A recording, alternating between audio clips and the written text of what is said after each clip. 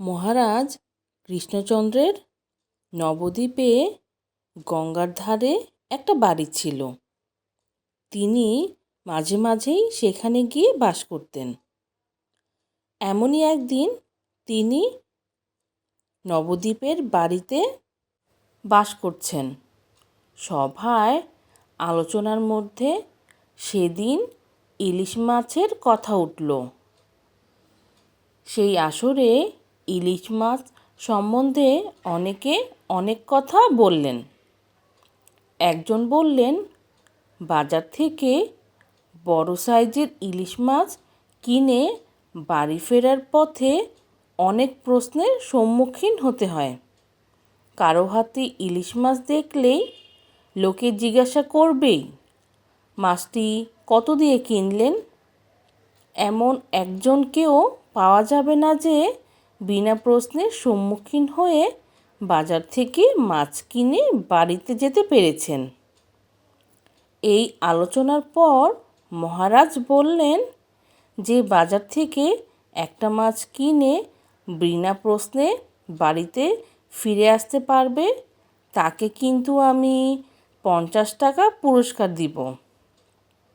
সভায় উপস্থিত কেউ সম্মত হলো না দেখে মহারাজ এবার গোপালকে বলল, গোপাল, তুমি যদি বাজার থেকে একটা ইলিশ কিনে সকলের সামনে দিয়ে মাছটা ঝুলিয়ে বাড়ি নিয়ে যেতে পারো, তবে তোমাকে 50 টাকা দেব। তবে মনে থাকে যেন ইলিশ মাছটা কিন্তু বেশ বড় হতে হবে, যাতে লোকের দৃষ্টি সেদিকেই থাকে।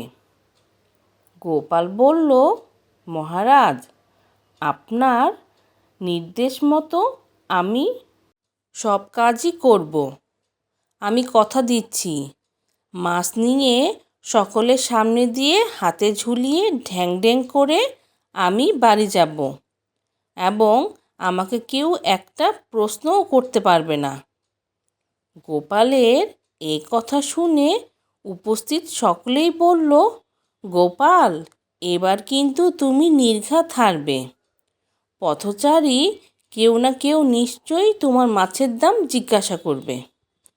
গোপাল একটু হেসে বলল, আপনারা সবাই নিশ্চিন্ত থাকুন, মহারাজের 50 টাকা এবার গেল বলে। আজ পর্যন্ত এই গোপালকে কেউ হারাতে পারেনি, এবারও সে হারবে না। আমি মহারাজকে তার মনোনীত একজন লোক দিতে বলেছি, এবং সঙ্গে একটা ভালো মাছের দাম।